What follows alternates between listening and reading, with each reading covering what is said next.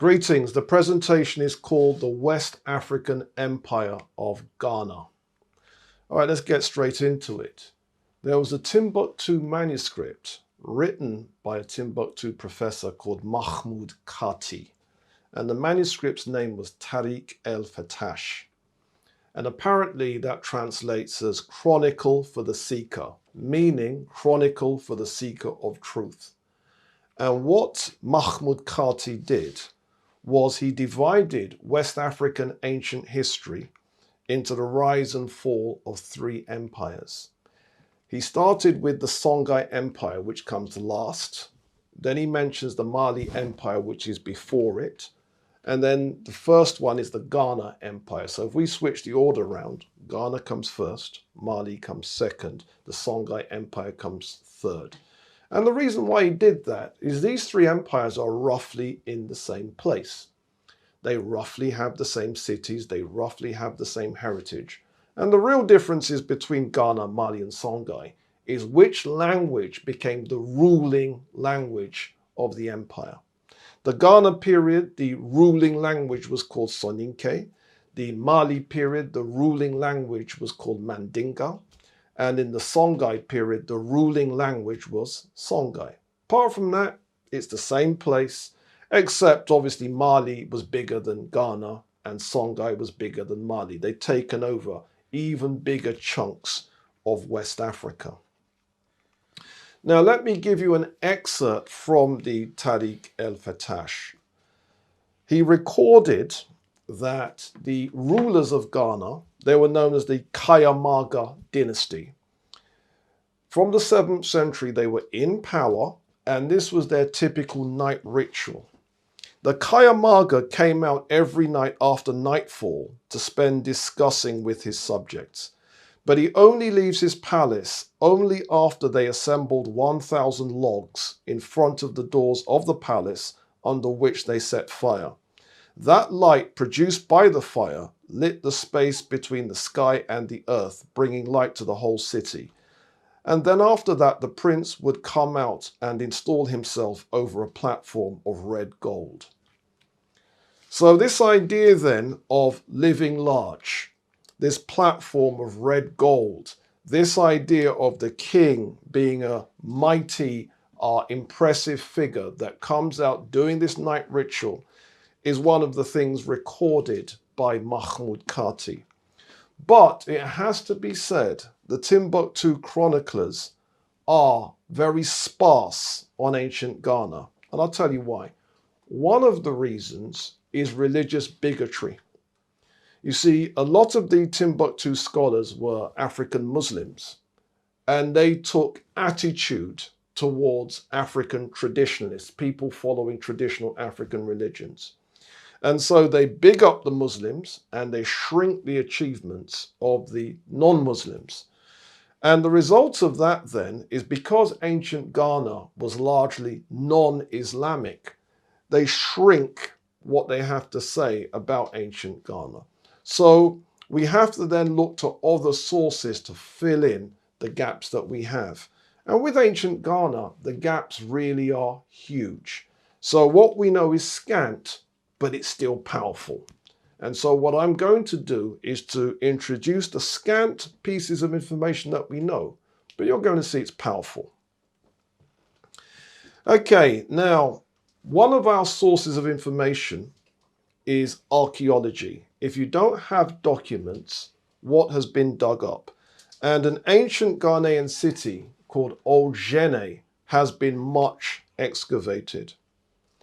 Now, when we deal with excavations, we're interested in what products have been dug out of the ground. And a lot of people find products boring to talk about. Most people would rather talk about people than products. But products tell you about trade. They tell you the trading networks. And we know that Old Gene was the first center of trade in West Africa. Because of the archaeology that's been dug up, they found foodstuffs, they found metal products, they found gold. And among the artifacts were these copper pieces of jewelry that were dug up. And these are around 9th and 10th centuries, somewhere between 800 and 1000 AD. And you can see that they are exquisite. Another important thing that was dug up is this beautiful earring, which is of gold, and this is 9th century, and you can see the other golden decorations. And we've got someone wearing it, so you can see how it would have looked on someone in situ. Kumbi-Saleh becomes the second center of trade in West Africa. And this was also the capital city of ancient Ghana, which then becomes, as Ghana spreads over West Africa, the capital city of an empire. There were camel caravans, especially in the north, bringing salt into Kumbi-Saleh. There were donkey caravans, especially in the south, bringing gold into Kumbi-Saleh. There were barges moving goods along the two waterways. One waterway was the Senegal River, another waterway was the Niger River. Then you had head porters bringing goods from the far south. They would put their goods on their heads and they would move with those goods. So what were the products? The goods included metal products. They included cotton cloth. They included Morocco leather. Now, the metal products, one of the things that was excavated was a pair of scissors. Cotton cloth, that tells us what people were wearing. Morocco leather, that's your boots and shoes. But Morocco leather doesn't mean the Moroccans made it. This is what the Europeans called West African products, because they assumed when it comes from Morocco, it must be Moroccan. Not necessarily. A lot of that stuff was actually made elsewhere in West and Central Africa and was sold into Morocco. And therefore boots, shoes, bookcases, leather pillowcases, many things that people think of as Morocco leather is actually West African products. And then what's happened at Kumbi-Saleh is the rulers imposed import and export taxes on the products coming in and the products coming out. And Kumbi-Saleh becomes a rich and powerful city. Our next chapter is the Arab Jihad against North Africa between 639 and 708 AD. The word jihad has multiple meanings, one of which is personal struggle, such as your struggle to get yourself off drugs, that's your jihad. Other uses of the word jihad is war. And what happened was the Arabs conquered North Africa in a jihad between 639 and 708 AD. And this is why North Africa today is Arab, because if we go back in the day, North Africans used to be black, just like the rest of Africa. But let's read what happened. A scholar called Ibn Khaldun explained what happened. At the time of the conquest of Northern Africa, and I've put in brackets by the Arabs, some merchants penetrated into the western part of the land of the blacks and found no king more powerful than the king of Ghana. His states extended westwards to the shores of the Atlantic Ocean. Kumbi-Saleh, the capital of this strong, populous nation, was made up of 2 towns and formed one of the greatest and best populated cities in the world. The author of the Book of Roger makes special mention of it, as does the author of Roads and Kingdoms. So what have we just been told? When the Arabs conquered North Africa, they tried something in West Africa. But whatever they tried, they were stopped by this most powerful West African king, who presumably handed out a smackdown. That king was the ruler of Ghana, and his territories were all the way from the Atlantic Ocean inland. And his capital city was one of the greatest and best populated cities in the world. And if we want to know more about ancient Ghana, we should read this book, the Book of Roger, and we should read another book, The Roads and Kingdoms. We're going to follow up on both of those books. Now, the Arabs in Africa brought in Islam, and Islam became a rival for traditional African religions. And it divided Africans then, and it divides Africans today. Should we stick with tradition or should we jump on Islam? You also had Africa's first major refugee problems, because the early North Africans that used to live in Egypt don't. The ones that used to live in Libya don't. The ones that used to live in what is today Algeria, Morocco, Tunisia, they don't. They moved south. And this is why black people in Africa live south of the Sahara. An African queen from Mauritania called Dahia El Kahina tried to stop the Arab invasions, and she was brave and she fought back, but ultimately she was killed in battle and the Arabs conquered North Africa.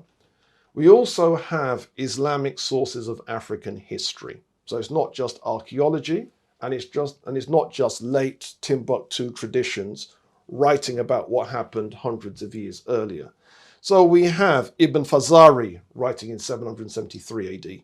We have Ibn Hawqal, the Surat al-Ad, 951 AD. We have El-Bekri, the Book of the Roads and Kingdoms, writing in 1067. That's one of the books that Ibn Khaldun told us that we should read. And we have El-Idrisi's The Book of Roger, 1153 AD, which again is one of the books that Ibn Khaldun told us that we should read. All right, so what do those sources tell us? Ibn Fazari, 773 AD, is the first person that mentioned the name Ghana, and his book has survived. And he tells us that Ghana was very rich in gold, and it was an empire the same size as the Idrisis state in Morocco. Then we have Ibn Hawqal, El-Bekri, and El-Idrisi. I'm going to tell you what they had to say. In the case of Ibn Hawqal, he wrote Surat al-Ad, 951 AD. And one of the topic areas he wrote about were relations between the city-state of Aldegast, which in those days was slightly outside, right on the periphery of ancient Ghana, and the city relationship with the kings of Ghana and the kings of some next place called Kuga. Let's read it. The king of Aldegast maintains relations with the king of Ghana. The ruler of Ghana is the richest king on the face of the earth by reason of the wealth and treasure of nuggets dug up in the past by his predecessors and by himself. He exchanges presents with the ruler of Kuga, whose wealth and prosperity is nothing like that enjoyed by the ruler of Ghana. All right, let's do some analysis of what Ibn Hawqal has told us. The ruler of Ghana was the richest king on the face of the earth.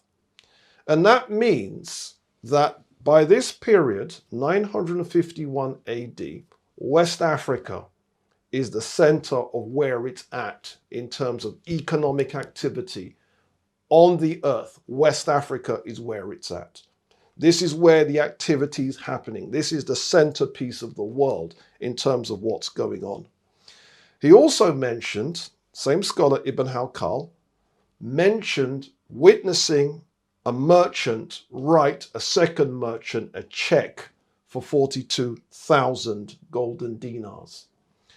And this has caused consternation among scholars. What do you mean check? And the word sak, S-A-K-K, is how you would transliterate it into a Roman alphabet. That means check. That is the word for check.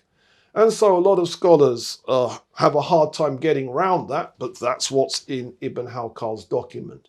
West Africans were writing each other checks by at least that period. By the way, here's an image of a golden pectoral that was buried not with the ruler of Ghana, but one of his underlings. This was buried with one of his underlings, and as you can see, it's very, very impressive. All right, now the court of Emperor Tenkamenin of Ghana was described by El-Bekri in the book of the Roads and Kingdoms, one of the books that we've been told we should look at. The book was published in 1067, and it paints a picture of what was going on in Ghana roughly the same time as 1066 in Britain. So we've got something to compare. Let's read it. When he gives audience to his people, he sits in a pavilion around which stand his horses caparisoned in cloth of gold. Behind him stand 10 pages holding shields and gold-mounted swords. And on his right hand are the sons of the princes of his empire, splendidly clad and with gold plaited into their hair. The governor of the city is seated on the ground in front of the king, and all around him are his ministers in the same position. The gate of the chamber is guarded by dogs of an excellent breed, who never leave the king's seat. They wear collars of gold and silver. All right, let's do some analysis. Now, the first thing we need to draw attention to is what were the animals wearing? Forget what the people were wearing. What were the animals wearing? Well, you've got dogs wearing collars of gold and silver. You've got horses with cloth over them with gold stitched through it. That's how the animals are stepping. And then when we deal with the people, they are literally dripping in gold. They've got gold plaited into their hair, gold-mounted swords, and so on. A picture of absolutely stupendous wealth. Now, if we compare England at the time of the Battle of Hastings, it's not representing, it just really isn't. Right now, we have a picture of the city of Kumbi-Saleh from the 11th century, from this geography book, the Book of the Roads and Kingdoms. We now know why the capital was a twin city. One part of the city was where the ancestralist traditional religion was practiced. They worshipped a deity called Wagadu Bida, which is presented in the imagery as a snake. And that's not unusual. Ra in ancient Egypt, the image of Ra is as a coiled snake. And snakes are very, very important in many, many religions, including Judaism, including Christianity. And then we have the Islamic religion, which was then the new religion. And so if you were an African Muslim, or if you were a foreigner and Islamic, you will live in the Muslim part of town. And if you were a traditionalist, you were in the ancestralist part of town. Now, the ancestral town had a castle, domed buildings, a royal court of justice, and a mosque. Again, we're taking all of this from El-Bekri's account. The Muslim town had 12 mosques, schools, and centers of learning.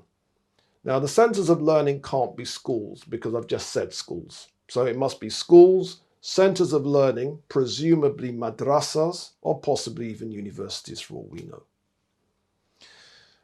There were 10 miles of suburbs. The archaeologists found that the two towns were 10 miles apart. And in the suburbs, says El-Bekri, were houses of stone with beams of acacia wood. And if you have one town, another town, 10 miles of suburbs, if you draw a line around the entire city, it would have been huge. And so when Ibn Khaldun said Kumbi-Saleh was one of the greatest and best populated cities in the world, he wasn't kidding. Now, the residence of the emperor in 1116 AD was also a castle. Now, is this the same building that we've just described, or is this a new building? Don't know. But in the Book of Roger, written by El-Idrisi, we read that the Ghanaian emperor's residence was a well-built castle, thoroughly fortified, decorated inside with sculptures and pictures, and having glass windows. Now, the glass windows is, again, one of those things where scholars have gone into consternation to try and say why it's not true. It is true. That's what's in the document. Glass windows. And so West Africans were on glass windows from at least the year 1116. And I've seen other evidence of glass windows not just in West Africa, but in East Africa as well. Now, how did the Empire of Ghana fall? Well, there was a movement of propaganda which began in the deserts to the north and then spread to the Senegal region to the west. And that movement of propaganda was known as the Almoravids. And the Almoravids were fanatical Muslims. And they had this idea that as Muslims, they should not be ruled by an emperor that was a traditionalist. So they moved to overthrow that emperor and break the Senegal region away from ancient Ghana. And they succeeded in causing a lot of chaos. And so the stability of the empire started to wobble when the Almoravids led their campaign, somewhere around 1076 AD. When the Almoravids were able to take over, a lot of the traditionalists said, well, I don't see why we should be ruled by Islam. And they started to leave the empire. And so there was a migration of the Akan-speaking peoples, and they are thought to have migrated from ancient Ghana to where modern Ghana is today. Again, we don't know this for a fact. This is what scholars think happened. We also get the Islamicization of the ruling class, where ancient Ghana, after this period, the Quran becomes the law book. And so Sharia becomes the way things are done. And what then happens is what's known as the Maliki school of Islam starts to dominate, as it dominates West Africa ever since. We also get one of the territories that ancient Ghana used to rule. Ancient Ghana used to rule this backwater called Mali. But the Malians break away under a ruler called Sundiata Keita. And Sundiata Keita not only breaks away, he wages war on the remnants of ancient Ghana, and he seizes the capital city of ancient Ghana in the year 1240 AD and destroys that city. That city now becomes smoking ruins. So the time period then where ancient Ghana collapses is 1240 AD. So the period of ancient Ghana is 300 AD, is where we get the first kings. 700 AD is when it becomes an empire ruling nearly half of West Africa. 1240 is when it collapses. And then there's a prehistory going way back even before 300 AD. All right, now the archaeologists found Kumbi-Saleh, the capital city, and they excavated it. And let me read from Monsieur Denis Pierre de Pedral. The book is called The Archaeology of Black Africa, and I'm going to read what the archaeologists found when they excavated Kumbi-Saleh. We can still distinguish clearly the outline of an avenue bordered by houses with walls more than 1 meter or 1.5 meters above ground. The roofs have collapsed. Farther on, a strip of flat ground for a public square with walls which seem to have once supported upper floors. Sometimes the buildings are so well preserved that little would be needed to make them livable again. The other constructions are more complicated. One consists of 5 rooms 4 meters deep with communicating halls. The masonry is perfect. The walls are 30 centimeters thick. So we have fine quality masonry, buildings above ground going up more than 1 story, and buildings below ground going down again more than 1 story. So we've got multi-story buildings with the staircases and that kind of thing with perfect masonry. Okay, now during this period, we get the beginnings of a style of architecture in West Africa called Western Sudanic. And the finest example of this is a building in Djenné, which began life in the 11th century as a palace. This same building became a mosque in the year 1204 AD. And this is West Africa's most celebrated building. Documentaries have been made about it, books have been made about it. The building is made entirely of clay bricks, or if you want to diss it, mud. And it looks like an overgrown sandcastle, but it is actually one of the grand pieces of West African architecture and one of the distinguished contributions to world architecture. Let's look at another picture where we can see inside the buildings, we can see the columns and the pointed arches. And for the modern nation of Mali, it's heritage. So this monument, now called the Great Mosque of Djenné, appears on stamps. It appears on the money. And there is a mock-up reconstruction of it, which I saw personally in Bamako, which is in the capital city of Mali today. So, final word.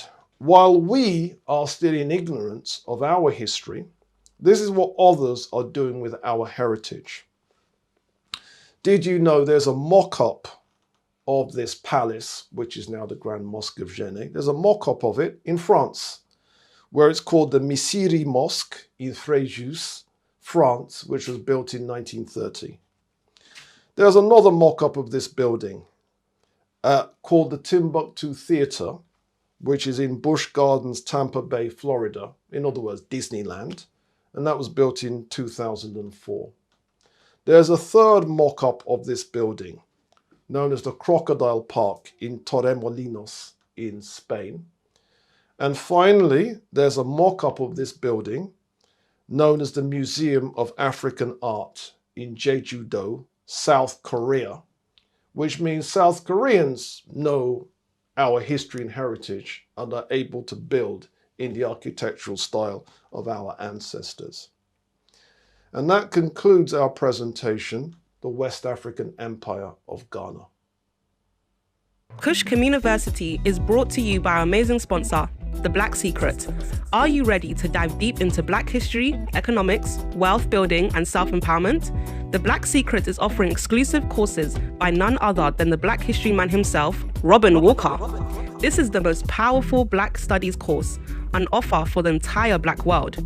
And guess what? You can get started today by simply using our special link, which you can find in the video description. Be sure to apply our coupon code KIMBUNGA to get another 20% off your membership. And there's more! Want to get a taste of what the Black Secret has to offer? You can also claim the book 100 Black History Facts absolutely free. Link in the description. So what are you waiting for?